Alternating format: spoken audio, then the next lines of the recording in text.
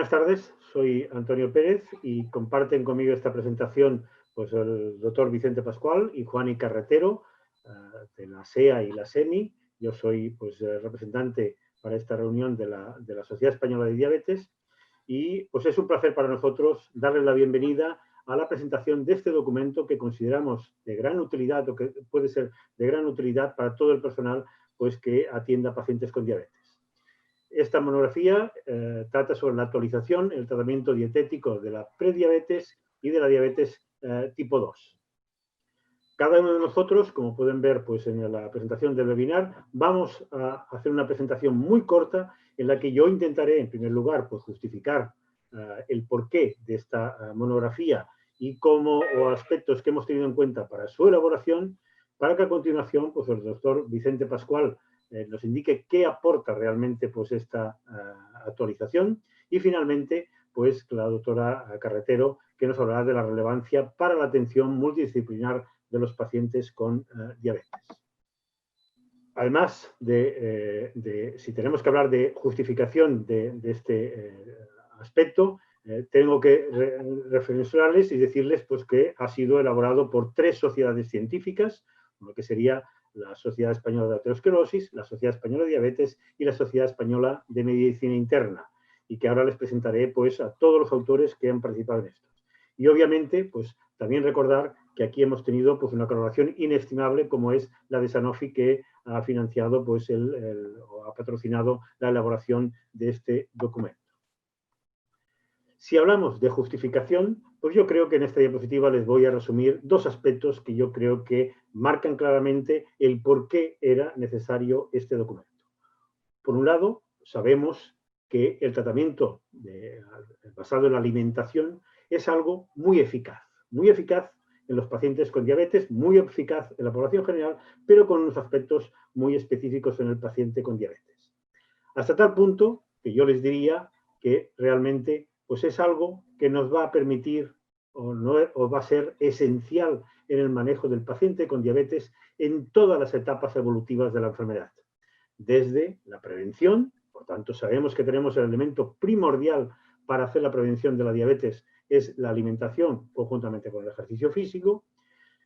Lo es, y quizás a lo mejor pues es el aspecto que habitualmente se habla más, que es como elemento terapéutico de la hiperglicemia, pero que realmente es eficaz, pero también es un elemento esencial y yo diría que sin eso es difícil que obtengamos buenos resultados tanto en la prevención como el tratamiento de las complicaciones asociadas a la diabetes, muy especialmente las cardiovasculares y de procesos o comorbilidades asociadas como la dislipemia, la obesidad, es decir, por tanto, yo creo que nadie duda de lo relevante, lo importante que es pues, el manejar la dieta.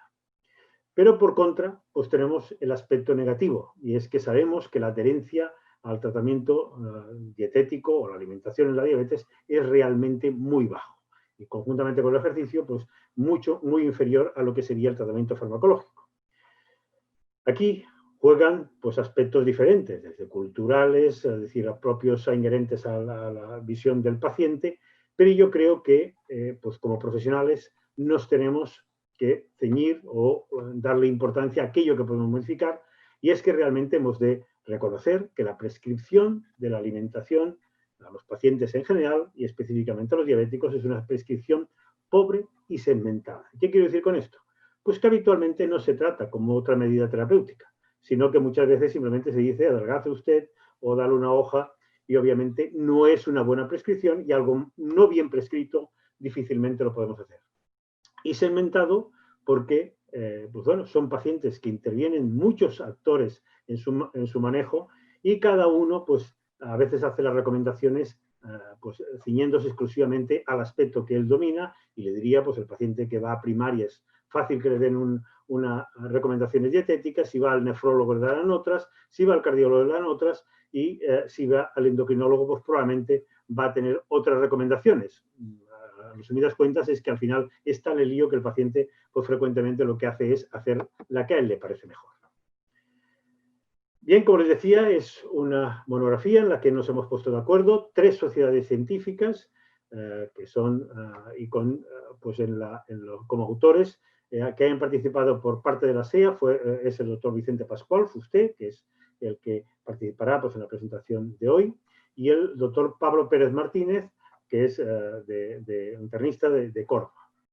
Por parte de la SEMI, la doctora Juana Carretero, que también la tenemos presente hoy y que está en el Hospital de Zafra, en Badajoz, y el doctor Ricardo Gómez Huelgas, de Málaga. Y finalmente, por parte de la Sociedad Española de Diabetes, pues en la elaboración del documento ha participado la doctora Assumpta Caixas, del Hospital Partaulí de Sabadell, y yo mismo, que soy pues del Hospital de la Santa Creu y Sant Pau de Barcelona.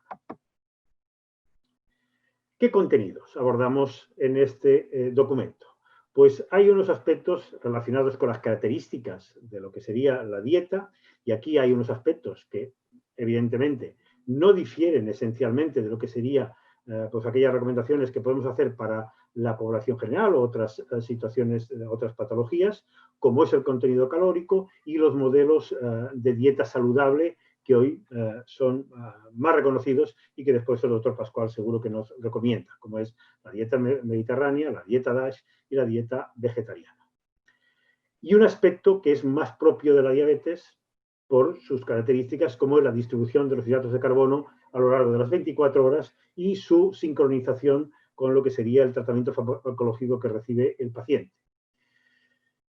Otro aspecto que yo creo que es muy importante y que muchas veces pues, las noticias que se oyen y que cómo se interpretan pues realmente llevan a la confusión es hablar realmente del papel de los diferentes alimentos en la prevención y tratamiento del paciente con diabetes tipo 2. Y aquí pues vamos a tener, encontrarán en este documento pues aquellos aspectos que la evidencia nos dice en este momento respecto a los diferentes alimentos que podemos tener y que no los voy a entrar, pero fíjense que tenemos un listado que nos permitirá pues, recabar información con evidencia de calidad para poderlo aplicar y recomendarlo a nuestros pacientes. Y finalmente, sabiendo que uno de los problemas es la adherencia, pues lógicamente también hemos recogido aquellos aspectos o estrategias que pueden ayudarnos a mejorar la adherencia al tratamiento dietético por parte de nuestros pacientes. ¿Y cómo lo hemos hecho esto? Pues hemos hecho esto, yo creo que de la forma que hay que intentar hacer cualquier estrategia que se va a utilizar en clínica. Y es que hay que utilizar recomendaciones jerarquizadas por el nivel de evidencia. Es decir, cuando alguien lee un documento, pues es muy importante que realmente sepa distinguir aquellas cosas en las que realmente hay una evidencia fuerte, en la que realmente pues, la discusión sobre su utilidad o no probablemente no existe, y que, porque son evidencias que nos vienen de estudios de calidad, como son los ensayos clínicos y metaanálisis que incorporan los criterios de calidad. Un segundo nivel de evidencia que sería la que llamamos moderada, que es aquella basada en estudios de cohorte, prospectivos y en estudios de casos y controles, y que, lógicamente, para cada uno de los aspectos que tratamos en el documento, pues se hace referencia al nivel de evidencia para con nuestros aspectos. Y finalmente, pues aquellas evidencias que son más débiles y que, bueno, pues son las basadas a veces en consenso, opiniones de expertos o basadas en práctica clínica dilatada, y que esto puede, lógicamente, como ya saben ustedes, mirando dos consensos diferentes, las variaciones que pueda haber sobre el mismo aspecto, por tanto, más discutibles. Y finalmente, pues quería decirles que este documento está dirigido a todos los profesionales de salud que están al cuidado de personas con prediabetes y diabetes, y que, por tanto, la idea es que les ayude a que sus pacientes pues, estén mejor controlados y tengan menos problemas. Les quiero decir que a partir de hoy este documento va a estar en la página web de las 3 sociedades científicas y en la de Sanofi, que pues, los socios de cada una de las sociedades y a través pues, de Sanofi podrán descargar y revisarlos. Será un PDF interactivo, por tanto yo creo que es ameno, y si han podido ver por las imágenes, pues yo creo que da una idea ya de lo atractivo que puede ser el documento pues para tratar un aspecto a veces tan duro como es los aspectos relacionados con la diabetes.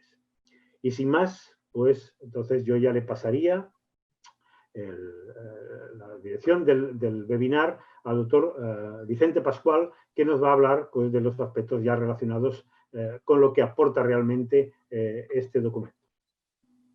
Buenas tardes a todos. Vamos a ver si pasa la diapositiva. Y aquí ya tenemos la presentación, la parte que me corresponde, ¿no?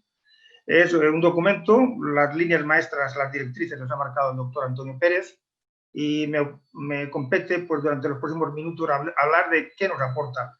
Pues lo que nos aporta una cosa que, curiosamente, lo que viene a decir, lo que nos viene a indicar es el concepto que en otros documentos ya presentados con anterioridad, ya publicados, el cambio de paradigma que supone lo que antes era una unidad básica en nuestra alimentación, en las recomendaciones que hacíamos a nuestros pacientes, que eran los nutrientes, ahora son los alimentos integrados en lo que sería un patrón alimentario tradicional, un patrón alimentario en el que, pues, hay diferentes dietas en las que de forma pormenorizada en el documento se analizan las evidencias que nos comporta cada una de ellas.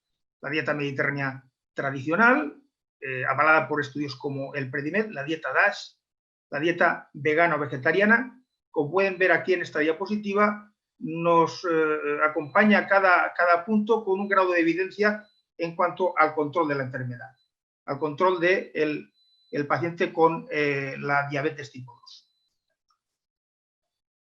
En este caso en concreto, en el caso de la dieta mediterránea, podemos valorar que especialmente es muy interesante el hecho de que no tan solo consigue una reducción del riesgo de diabetes o de la hemoglobina glicada, sino que reduce el riesgo de eventos cardiovasculares mayores. Esto, en comparación a otras dietas, no es conseguido.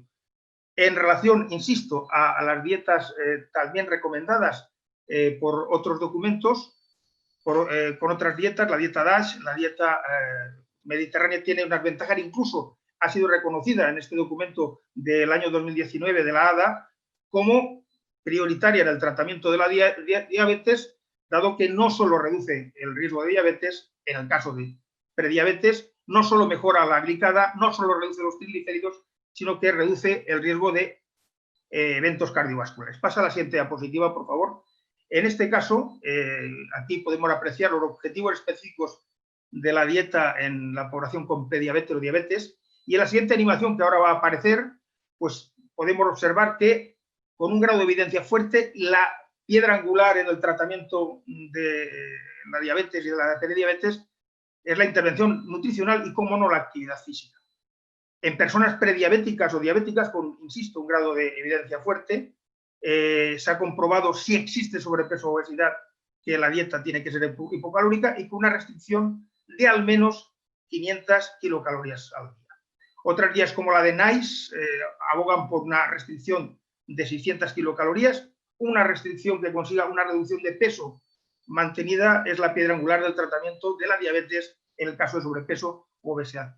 Aquí podemos observar uno de los puntos, digamos, a debate, ha sido la distribución de las comidas. Con esto ha habido mucho debate y la verdad es que las evidencias definitivas no existen, pero parece que en el caso de los diabéticos, sin tratamiento farmacológico o con fármacos hipoglucemiantes no insulínicos, el problema de los diabéticos es la diabetes en ayunas, ¿no?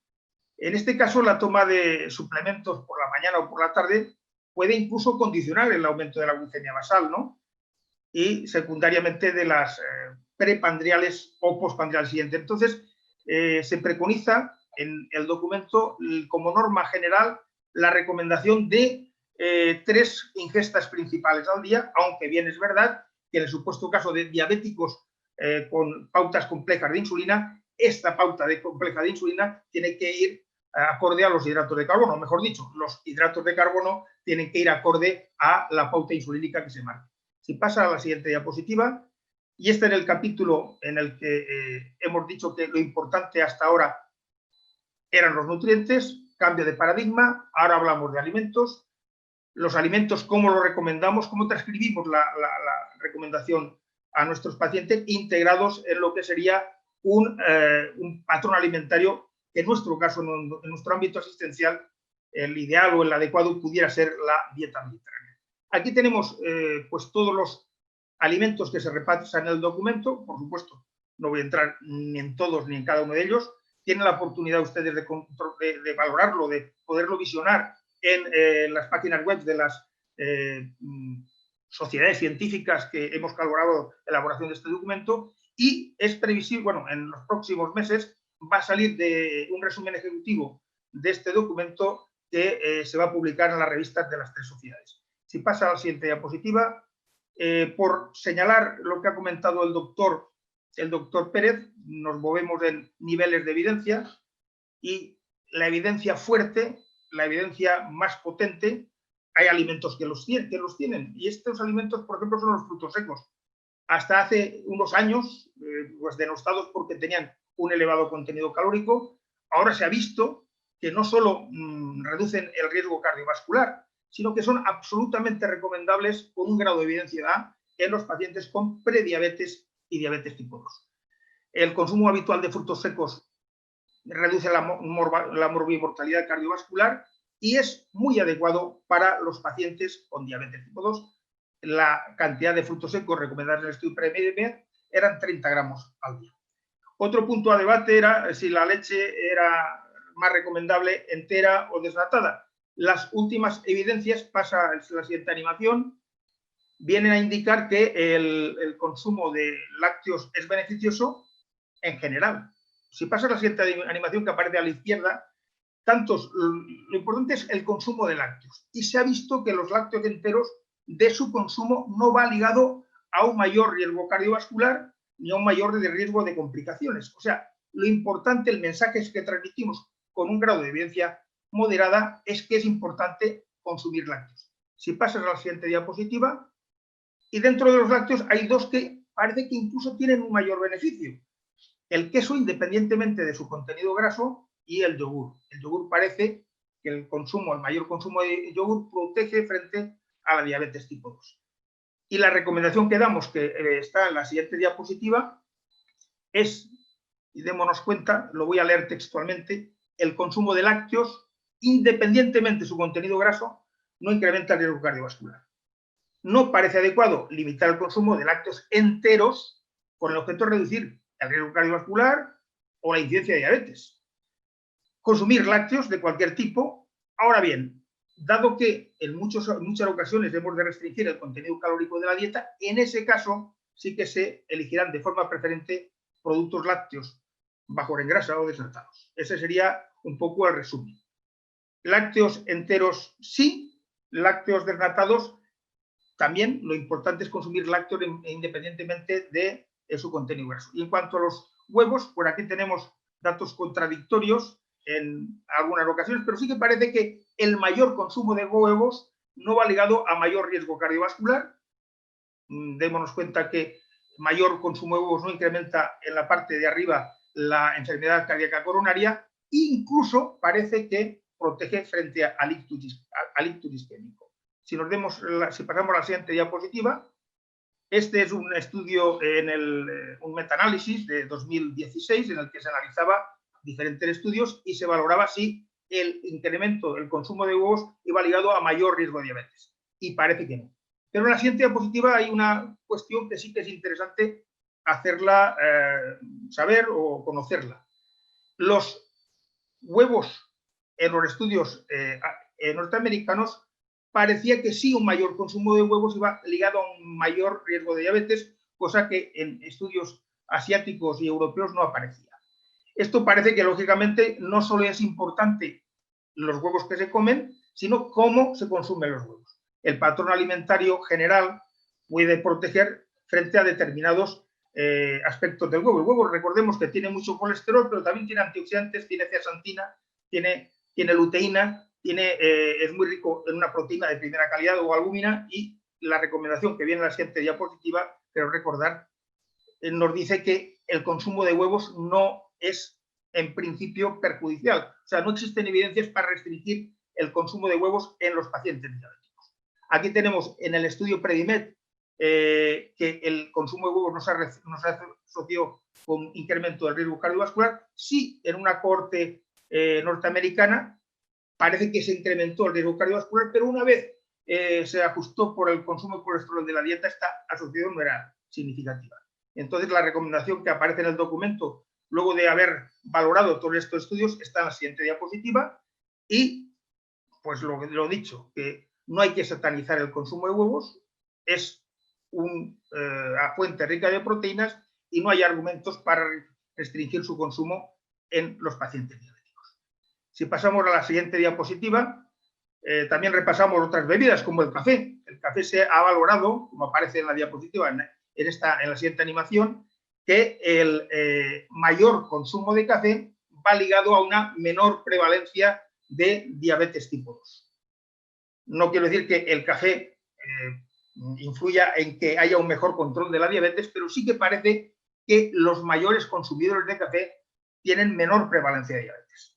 Esto es debido, pues el café lleva antioxidantes, lleva el clorogénico, que además de los efectos antioxidantes que aparecen aquí en la pantalla, tiene un efecto incretino mimético que puede modular la glucemia postprandial, y esta puede ser una de las razones por las que el café tiene este efecto protector en la diabetes tipo 2 y, lógicamente, en la prediabetes. En la siguiente diapositiva nos aparece, pues, la animación se ve muy claramente, en la siguiente animación, que hay una curva en la que el consumo de 2, 3, 4, hasta 5 cafés al día ejerce un efecto protector. En este caso, si se fijan en la diapositiva, es en el caso del ictus. El café no tiene efectos adversos en este sentido y el consumo habitual de hasta 5 tazas de café o de té al día es beneficioso tanto en la versión café descafeinado como la versión café normal. Eso sí, sin azúcar, porque lógicamente estamos aportando un nutriente en este caso que no sería adecuado para el control de la diabetes tipo 2. Pasamos a la siguiente diapositiva y si hemos de satanizar algo, permítanme esa expresión que quizá no es la más correcta, no es la más adecuada, porque creo que no hay que satanizar ningún alimento, pero los malos de la película, aquí los tenemos en esta diapositiva, en la siguiente animación, serían las bebidas azucaradas. Las bebidas azucaradas con un nivel de evidencia alto en este estudio de 2017, parece que van ligadas a una mayor incidencia de diabetes tipo 2. En la siguiente animación, si nos damos cuenta, ya lo hemos comentado, el café, el té, pues ejercen un factor ligeramente protector, y un aspecto curioso en este estudio, en esta diapositiva, aunque con una evidencia moderada, aparece en la siguiente animación, en la que pues, las bebidas edulcoradas artificialmente también van ligadas, a pesar de no tener azúcares, sino tener edulcorantes artificiales, con un mayor riesgo de diabetes tipo 2, aunque el grado de evidencia no es el mismo, lógicamente, con bebidas azucaradas. Si pasamos a la siguiente diapositiva, y otros malos de la película, porque son los alimentos ultraprocesados. Alimentos ultraprocesados no me estoy refiriendo exclusivamente a las carnes procesadas, sino a estos alimentos de tanto colorido, debido no a las frutas y verduras que llevan, sino a los envoltorios. Alimentos tratados para su consumo inmediato y que tienen mucha perdurabilidad, cuyo mayor consumo se ha visto que está ligado a un mayor riesgo de mortalidad por todas las causas. Bebida azucarada hemos visto que no, los alimentos ultraprocesados, las evidencias que nos indican que no son los más adecuados, ni mucho menos. Y siguiendo con la siguiente diapositiva, nos podemos ver otro apartado del documento, ha hecho mención a él el doctor Pérez, es pues, explicar o bueno, intentar repasar las diferentes medidas para que el paciente se adhiera más a la dieta y qué evidencias tenemos en favor o en contra de cada uno de ellos. Esto también se encuentra en este documento. Y por último, y esto es para concluir, le hacemos un guiño a lo que se llama la dieta planetaria. Era un concepto que apareció en Lancet en el año 2019. Luego el doctor Pablo Pérez, en una reciente publicación, uno de los coautores del documento, una reciente publicación de la Clínica de Investigación de Arqueología, también explicaba un poco en qué consistía esa dieta planetaria, y que viene a ser que hemos de preocuparnos no solo de la alimentación nuestra y de nuestros pacientes, sino de la salud, lograr la salud de nuestros pacientes, nuestra y del medio ambiente, una salud global que vele por la mantenibilidad, la sostenibilidad de la dieta. Eso es lo que consiste la dieta planetaria, que hacemos mención a ella como una visión cara al futuro de lo que puede ser no solo la alimentación de los diabéticos, sino la alimentación en general a recomendar a nuestros pacientes, a la sociedad. Y ya por último, pues comentar que esta es mi parte. Todo esto aparece muchísimo más detallado en el documento. Hay la posibilidad de buscarlo, hay un índice interactivo para que cada uno consulte el apartado que considere que tiene un mayor interés. Y ahora voy a dar paso a la doctora Juana Carretero, que nos va a hablar precisamente de la importancia que tiene el abordaje multidisciplinar de esta patología, de la diabetes y de la prediabetes, y cómo es importante el tratamiento del documento en ese contexto del abordaje multidisciplinar. Cuando quieras, Juana Carretero, que es la vicepresidenta de la Sociedad Española de Medicina Interna. Cuando quieras. Bueno, buenas tardes. Para mí ha sido un honor participar en la elaboración de este documento, interesantísimo documento, y creo que muy útil para ofrecer a nuestros pacientes, a nuestras personas con diabetes, la mejor atención posible, y ha sido un placer compartir tiempo y trabajo y conocimiento, sobre todo porque he aprendido mucho con estas personas que tanto saben, Vicente, Pablo, Antonio, Asunta y Ricardo. Bueno, yo voy a finalizar, vamos a intentar ver cuál es la relevancia del tratamiento dietético, ¿no?, para la atención multidisciplinar de las personas con diabetes. Parece claro que hemos ido viendo durante todo este tiempo que es fundamental en la progresión de la prediabetes a la diabetes es la prevención y la prevención a todos los niveles, desde que una persona es pequeña, en la infancia, en la adolescencia y en la edad adulta. Y esta prevención, este tratamiento, este trabajo lo tenemos que hacer de una manera multidisciplinar. Tenemos que estar implicados todas las personas que atendemos a los pacientes con diabetes, desde el médico de atención primaria, el endocrinólogo, el internista, el educador, el nutricionista, pero también los padres, los profesores, los educadores en los colegios. También tenemos que intentar promover ciudades saludables, tenemos que implicar a los organismos tanto municipales, autonómicos, regionales, nacionales y sobre todo, como ha comentado finalmente Vicente, internacionales para hacer un trabajo global y común entre todos.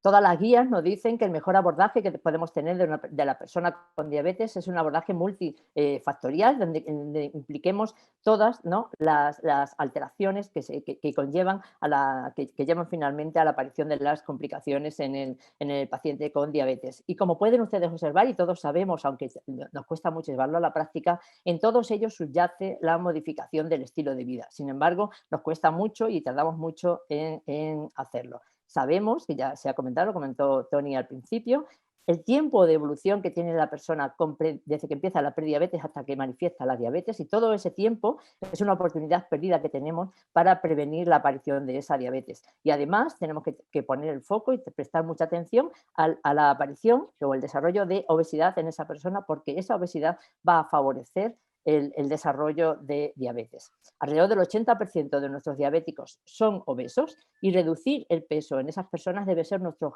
principal objetivo terapéutico, porque existe mucha evidencia de que una pérdida moderada de peso previene o retrasa la progresión de la prediabetes a la diabetes. Y en ese cambio del estilo de vida, que además nos va a ayudar a mejorar el control de los factores cardiovasculares, tenemos que tener en cuenta que tenemos que tener un patrón de alimentación saludable, pero además tenemos que hacer ejercicio físico y tenemos que recomendar la actividad física, tenemos que no consumir tabaco, tener una buena higiene del sueño, lo que en definitiva un estilo de vida saludable, o sea, una aproximación multidimensional de nuestros pacientes, de nuestras personas con diabetes. Porque parece que ya no es tan sencillo como tratar o considerar la diabetes como una simple hiperglucemia, ¿no? Parece que todo eso ya lo teníamos claro, sino que tenemos que intentar o considerar la diabetes como un conjunto de manifestaciones que por un lado llevan a la insulinoresistencia y por otro lado participa la insulinodeficiencia. Tenemos que intentar abordarlo de la manera que le hagamos al paciente un tratamiento, un traje a medida. Y ese traje a medida debe partir de una nutrición a medida de nuestro paciente. Una nutrición basada en sus preferencias dietéticas, en sus hábitos de consumo y en lo que tiene, ¿no?, en los productos de cercanía, tener en cuenta la actividad física que hace mi paciente y luego, por otra parte, también la influencia de la medicación para intentar hacerle a mi paciente una nutrición de precisión, una nutrición a medida dentro de esta medicina personalizada que parece que últimamente tendemos a hacer. Hay mucha evidencia del beneficio, ya no solamente físico para el paciente, sino de los costes sanitarios que tiene el descenso de peso. Y además, el descenso de peso, la modificación, el tratamiento intensivo de los factores de la modificación del estilo de vida frente a fármacos conlleva, es mucho más barato en términos de años de vida ganados por el paciente.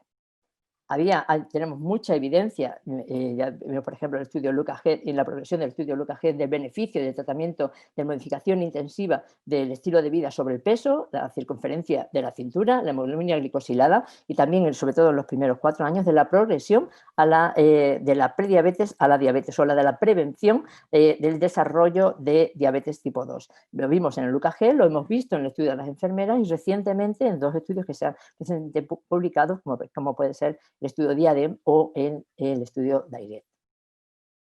Luego, el objetivo general del tratamiento dietético de las personas con prediabetes y con diabetes, que debe ser el principal objetivo, o sea, el principal tratamiento que tengamos cuando abordamos a una persona con diabetes, la principal prescripción debe ser la dieta tal, ejercicio físico, pues el objetivo principal de ese tratamiento dietético debe ser ayudarle a modificar los hábitos nutricionales para, como decimos, retrasar la enfermedad, mejorar el control metabólico, tratar las complicaciones y los procesos de las comorbilidades asociadas y sobre todo, y también mantener y mejorar la calidad de vida. Y para eso, como comentaba Vicente, hay una evidencia fuerte de que la dieta y la actividad física previene y retrasa la progresión de la diabetes de personas con prediabetes.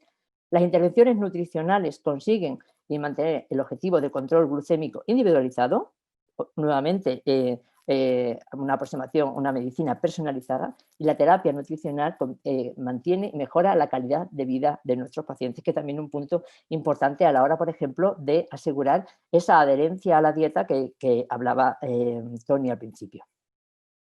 Sabemos también que para prevenir esas complicaciones del paciente con diabetes, sobre todo las complicaciones cardiovasculares, debemos hacer una aproximación multifactorial de todos los factores de riesgo y las guías últimamente nos dicen que para prevenir la enfermedad cardiovascular no solamente hay que controlar la diabetes y darle al paciente fármacos, sino también que hay que promover el desarrollo de actividad física, tener un buen control de la presión arterial, de los niveles de lípidos, evitar el uso del tabaco y sobre todo la dieta, una dieta personalizada y adaptada a los gustos y a las preferencias y a las necesidades de cada paciente y de cada persona, para conseguir finalmente hacer una medicina. El doctor Gómez Huelgas en una ponencia que le escuché decía que no debíamos hablar de medicina personalizada, sino de personómica, ¿no? Este es mi paciente y cómo puedo ayudarlo en general. Y como ven, el abordaje debe ser multifactorial, multidimensional. No solamente la dieta, evitar la dieta que le ocasione o le aumente el peso, modificación del estilo de vida, promover la vida saludable, ver cómo le influye todo eso en la evolución de su enfermedad para intentar hacer finalmente un traje a medida de mi paciente, promover la calidad de vida y evitar las complicaciones posteriores de la diabetes. Esto es el presente o el futuro, pero sabemos desde hace muchos años que comer bien, un estilo de vida saludable y comer bien nos ayuda a envejecer mejor y en este caso nos ayuda a controlar mejor nuestra diabetes y tenemos que intentar aprender un poco de lo que nos han enseñado nuestros mayores para conseguir una vida saludable y un planeta sostenible y que nos dure mucho tiempo. Muy bien, pues muchísimas gracias. Bien, no sé si estamos los tres conectados. No veo a Vicente. Sí. ¿Estás por aquí?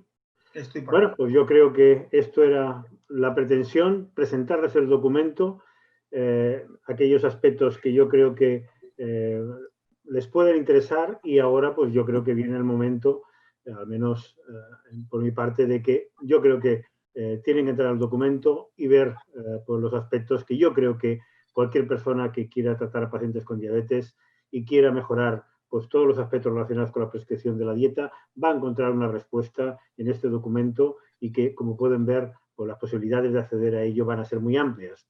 Cualquiera de las 3 sociedades van a poder entrar. Sanofi seguro que, por otra parte, pues aparte de su página web, pues se encargará directamente de llegar a ustedes pues para entregarles la monografía, aquellos que lo quieran pues el ver o en papel o la versión en PDF que pueden bajarse.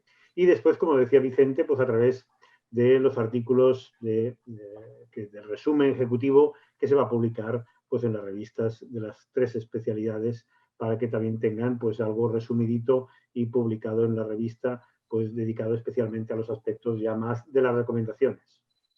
Seguro que Vicente y Juani pues también quieren decir algunas palabras antes de despedirnos.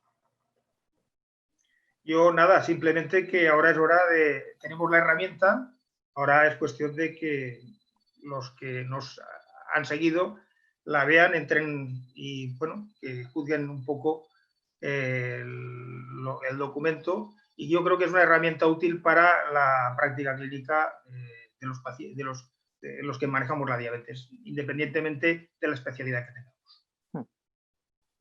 Efectivamente, yo creo que va a ser una herramienta muy útil. Hasta ahora siempre la excusa es no sé o no tengo. Ahora tenemos un documento completo con, en fin, todas las recomendaciones, todos los alimentos con evidencia fuerte, y que, como dice Tony, pues es un documento muy intuitivo que nos lleva a lo que estemos buscando, y que ya no tenemos excusa para no recomendarles a nuestros pacientes una alimentación adecuada y correcta, y sobre todo recomendarles ejercicio físico.